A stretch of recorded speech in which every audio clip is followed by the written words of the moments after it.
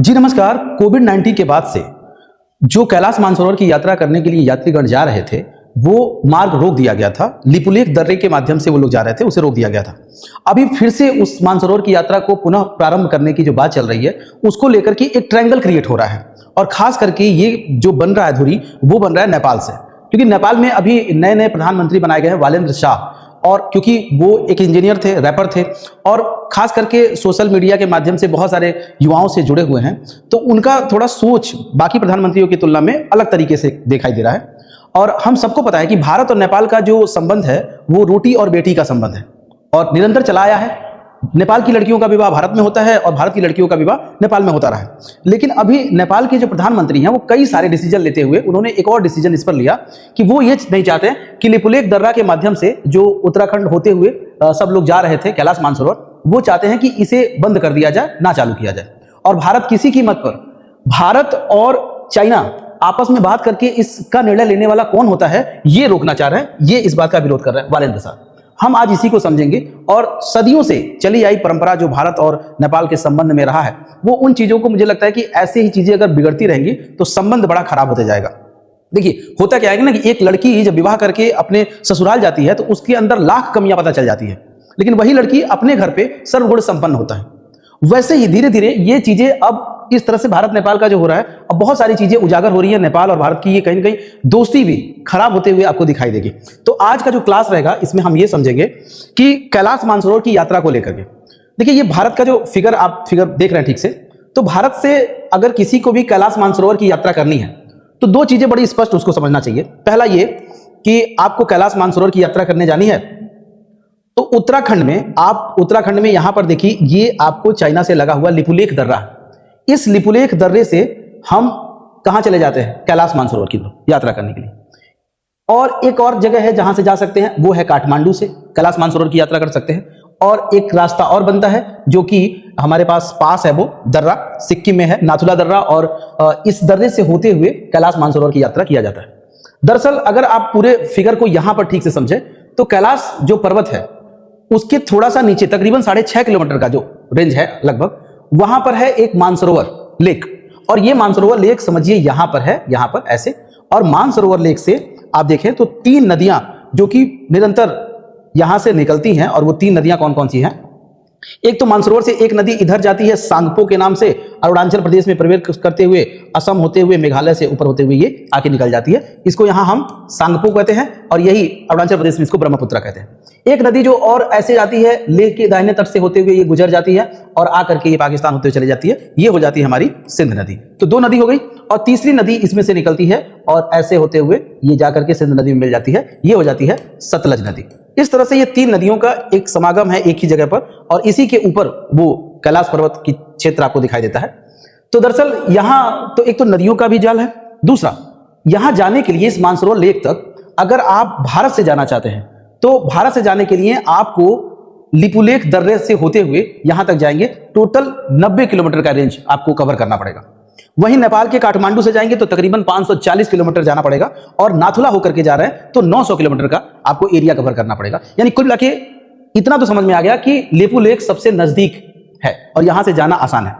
लेकिन लिपुलेख से आप जाएंगे कैसे, कारण है उसका, क्योंकि लिपुलेख से यहां तक जाने के लिए नेपाल इसमें आके बीच में खड़ा हो जा रहा है, और नेपाल ये कह रहा है कि हम इस बात के लिए तैयार नहीं है, हम नहीं चाहते कि आप इस मार्ग को इस्तेमाल करें, प्रयोग करें। यानी नेपाल की इच्छा नहीं है कि आप इसको प्रयोग करें। वहीं अब नेपाल की ये तानाशाही है कि कुछ भी हो, आप दोनों आपस में क्यों बात कर लेते हैं, यानी जिनपिंग और मोदी जी आपस में बात कर लेते हैं, और शुरू से ही, क्योंकि अब ये वाला जो हिस्सा है वो चाइना के अंतर्गत आता है, उसको भी हम ड्रॉ में मतलब मैप में ठीक से समझेंगे। तो मानसरोवर जो लेक आप देख रहे हैं, मानसरोवर लेक से तकरीबन 6.5 किलोमीटर के एरिया पर यह है आपका कैलाश पर्वत। और इसी कैलाश पर्वत पर, क्योंकि सबको पता है भगवान शंकर का घर है, और इस वजह से भारत के लोग जो खास करके जो धर्म में और बड़ी आस्था, जिसकी प्रगाढ़ आस्था होती है, वो इन जगहों पर जरूर जाते हैं। आप इसको थोड़ा सा अच्छे से फिगर में समझिए। देखिए हुआ क्या था कि ये मामला हुआ क्या है, इसको हम स्टार्टिंग से ठीक से समझने की कोशिश करते हैं। दरअसल जब ब्रिटिशर्स भारत में हुआ करते थे तो अंग्रेजों ने क्या किया कि नेपाल से युद्ध लड़ गए। यानी जो ब्रिटिश भारत का क्षेत्र था उस समय सन 1814 में वो नेपाल से युद्ध लड़ते हैं और नेपाल को युद्ध में क्या करते हैं, हरा देते हैं। जैसे नेपाल युद्ध हारता है तो क्या होता है कि सुगौली की संधि की जाती है। यह संधि दरअसल इसलिए किया जाता है कि इस संधि के माध्यम से कुछ जगहों को डिसाइड किया जा सके कि उन जगहों को क्या किया जाएगा। तो ये जो संधि की जाती है वो 1816 में किया जाता है। तो इससे क्या हुआ कि कुछ क्षेत्र जो नेपाल के क्षेत्र में हुआ करता था, जैसे कि कुमायूं, गढ़वाल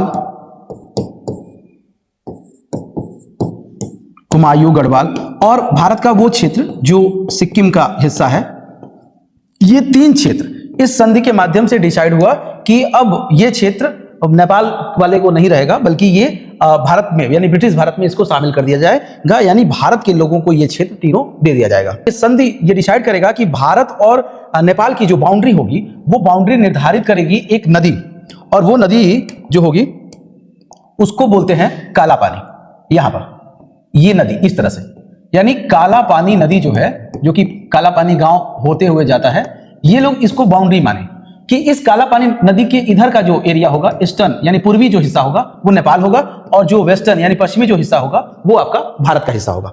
तो इसको जरा हम ठीक से फिगर में समझने की कोशिश करते हैं। जरा देखिए, ये वो क्षेत्र है जो ट्रायंगल क्रिएट हो रहा है। देखिए ये उत्तराखंड है, उत्तराखंड के नीचे नेपाल है, और यहां पर आप देखिए तो थोड़ा सा ये चढ़ा हुआ हिस्सा है, ये वाला, ये ऐसे, ये वाला, यही ट्रायंगल हम यहां पर फिगर में ड्रॉ कर रहे हैं। देखिए ठीक से, तो जो आप ये वाला सबसे नॉर्थ में हिस्सा देखते हैं, इसको हम बोलते हैं लिम्पियाधुरा, और ये लिम्पियाधुरा चाइना से लगभग सटा हुआ है, करीब है उसके। लिम्पियाधुरा से लेकर के लिपुलेख दर्रे के निचले वाले हिस्से तक अगर आप देखेंगे, जहां तिब्बत है, ये पूरा चाइना का पार्ट होता है, और चाइना क्योंकि तिब्बत को ऑक्युपाइड हिस्से में है, आता है तिब्बत इसके नीचे आप देखिए तो नेपाल है, और इसके जो पश्चिम साइड में है वो है भारत। अब हो क्या रहा है कि इसी लिम्पियाधुरा से एक नदी आती है जिसका नाम है काली नदी, और ये काली नदी ऐसे ऐसे ऐसे ऐसे होकर के ऐसे निकल जा रही है। कौन सी नदी है? काली नदी। काली नदी का क्या है कि उस सुगौली की संधि में कहा गया था कि जो काली नदी जहां से भी बह रही हो, काली नदी के जो पूर्व वाला हिस्सा होगा, यानी पूरा इधर का पूर्व का हिस्सा, वो किसके हाथे चला जाएगा? नेपाल के हाथे, और उसका जो पश्चिमी हिस्सा होगा वो कहां चला जाएगा? भारत के हिस्से। लेकिन भारत ये मानता है कि जो काली नदी आती है और भी कई सारी नदियां आती हैं, ये सारी नदियां आकर के एक जगह मिल जाती हैं, और वो जो जगह आके मिलती हैं उस जगह का क्या नाम है? उसका नाम है काला पानी। ये काला पानी गांव है, तो काला पानी गांव में आकर के ये तीनों के तीनों मिल जाती हैं। तो इनका ये कहना है भारत का कि जो मुख्य धारा है, जो मेन सारी नदियों का धाराएं मिलकर के एक जगह जहां मिलती हैं, वो मुख्य धारा कहां है? वो काला पानी। तो काला पानी जो क्षेत्र है, यहां से वो बाउंड्री मानते हैं, यानी ये वाला हिस्सा बाउंड्री हुआ, यानी इसके इधर का नेपाल और इसके इधर का हिस्सा आपका भारत का हिस्सा। तो भारत का यह कहना है कि नेपाल का तो अधिकार ही नहीं बनता कि इस पर कुछ बोले, इसलिए भारत इनको सुनना ही नहीं चाह रहा। दूसरा, चाइना का वो इसलिए सुन रहा है क्योंकि ये जो लिपुलेख है वो तिब्बत वाले क्षेत्र में खुलता है और उसका अधिकार है, तो वहां जाने के लिए, कैलाश जाने के लिए जो सबसे जरूरी जगह है वो यही है कि आप लिपुलेख होकर के आप जा सकते हैं। भारत के लोग क्या करते हैं कि जो धारचूला है उत्तराखंड का, यहां से हो करके और ऐसे होते होते होते जो है कि लिपुलेख होते हुए ये कहां चले जाते हैं? सीधे कैलाश पर्वत। और मैंने बताया ही कि टोटल 90 किलोमीटर का एरिया रेंज कवर करता है, और ये ज्यादा आसान हो जाता है इनके लिए। तो ये जो कैलाश का हिस्सा है, ये एक बहुत ही आस्था का विषय है, केवल हिंदू धर्म के लिए नहीं, हिंदू धर्म के लिए भी, बौद्ध धर्म के लिए, जैन धर्म के लिए, यहां तक कि तिब्बत का बोन धर्म भी इसको अपनी आस्था से जोड़ के रखा हुआ है। हिंदू धर्म वाले तो भगवान शंकर का ये समझिए कि उनका मकान है, घर है वहां पे, इस तरह का आस्था है सबका। और भगवान शंकर को मानने वाले लोग तो ये मानते हैं कि इतनी मतलब प्रगाढ़ता है कि निर्धन इतना कि ये सांसें भी मेरी नहीं है, और धनवान इतना कि ब्रह्मांड का स्वामी भी हमारा है, यानी पूरे ब्रह्मांड का स्वामी कैलाश पर्वत पर निवास करते हैं भगवान शंकर जी। इसको थोड़ा ठीक से समझिए। यहाँ पर अलग अलग धर्मों के लिए लोगों की अलग अलग आस्था है। भगवान शंकर की बात करें तो यहाँ पर हिंदू धर्म के लोगों के लिए भगवान शंकर एक आस्था का विषय है, क्योंकि इनका मकान है। दूसरा, बौद्ध धर्म के लोगों के लिए यहाँ पर एक दिव्य ऊर्जा का विश्वास होता है, यानी भगवान बुद्ध से संबंधित भी है ये। तीसरी बात कि जो जैन धर्म के प्रथम तीर्थंकर हुआ करते, उनका नाम क्या था? ऋषभ देव। तो ऋषभ देव 24 तीर्थंकर हुए जैन धर्म में, पहले तीर्थंकर ऋषभ देव, उनकी मोक्ष प्राप्ति यही इसी स्थान पे हुआ था, तो जैन धर्म के लिए महत्वपूर्ण हो गया। जो बौद्ध धर्म है, जो कि तिब्बत का धर्म है, इस धर्म के जो कहते हैं कि आप समझिए एज अ मैसेंजर कि टोनपा सेनराब, ये यहाँ के सीधे कहते हैं कि ये स्वर्ग से अवतरित हुए थे, यानी टोनपा एक तरह से इनलाइटमेंट हुआ है इनका,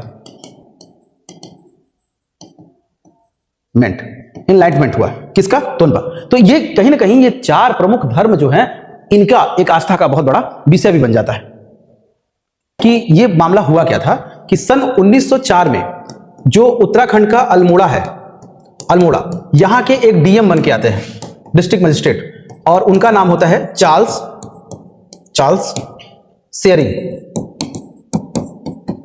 दरअसल चार्ल्स शेरिंग ही इस जाने का जो मार्ग था वो पहली बार क्योंकि गया, और इसने क्या किया कि इस मार्ग को जो है कि एक तरह से ओपन करवाया जाने के लिए। क्योंकि शुरुआत में जो है कि कह सकते हैं कि लिपुलेख दर्रे को इस्तेमाल करके अगर नेपाल कोई वहां कैलाश जा सकता था इंडिया से लेकर के, तो केवल ये ब्रिटिशर्स के लिए खोला गया था शुरुआत में 1904 में। लेकिन आगे चल करके वो इसको ओपन कर देता है। लेकिन 1950 में धीरे धीरे जब तिब्बत पर चाइना इस पर ऑक्युपाइड कर लेता है, कैप्चर कर लेता है, तो वो क्या करता है, इस मार्ग को बंद कर देता है और 1984 तक ये मार्ग लगभग बंद रहता है। लेकिन फिर बाद में इसको खोल दिया जाता है क्योंकि चीन और इंडिया का वॉर भी हुआ था 1962 में। उसके बाद 84 के बाद फिर इसको मतलब बंद करके फिर खोला जाता है, और खोलने के बाद अगर ये फाइनली बंद होता है इधर कोविड के समय, तो कोविड के समय ये बंद हुआ है और तब से लेकर के अभी तक बंद है, और अब इसको खोलने की बात की जा रही है। लेकिन अब खोलने की बात तो की जा रही है, लेकिन कुछ लोगों को ये चीज बर्दाश्त नहीं हो रही है, जिसमें कि नेपाल के वालेंद्र शाही हैं और खास करके जेएनजीओ के प्रधानमंत्री हैं। अच्छा सोच है, अच्छा विचार है, लेकिन धीरे धीरे इनकी जो कवायद है, वो भारत के प्रति रवैया है, वो बड़ा टेढ़ा सा होते जा रहा है। आप देखिए तो ये अभी हाल ही में कुछ निर्णय लिए हैं कि अगर भारत का कोई भी वाहन नंबर प्लेट का अगर नेपाल में घूम रहे हैं लोग, जा रहे हैं, तो एक तो भंसार कराते ही थे, लोग जाते थे तो सुविधा भी कराते थे। लेकिन अब इनका ये कहना है कि अगर आप पूरा प्रॉपर एक रजिस्ट्रेशन नहीं कराते हैं तो उसको सीज कर लिया जाएगा, और 1 साल 1 महीने से जैसे ही 1 दिन प्लस होगा गाड़ियां जब्त कर ली जाएंगी। यानी कुल मिलाकर के ये नहीं चाहते हैं कि टूरिस्ट को भी ठीक ठाक बढ़ावा हो, और भारत और नेपाल का जो इस तरह का संबंध हो वो कहीं ना कहीं अपने आप में एक डिस्टर्ब होते हुए दिखाई देने लगेगा।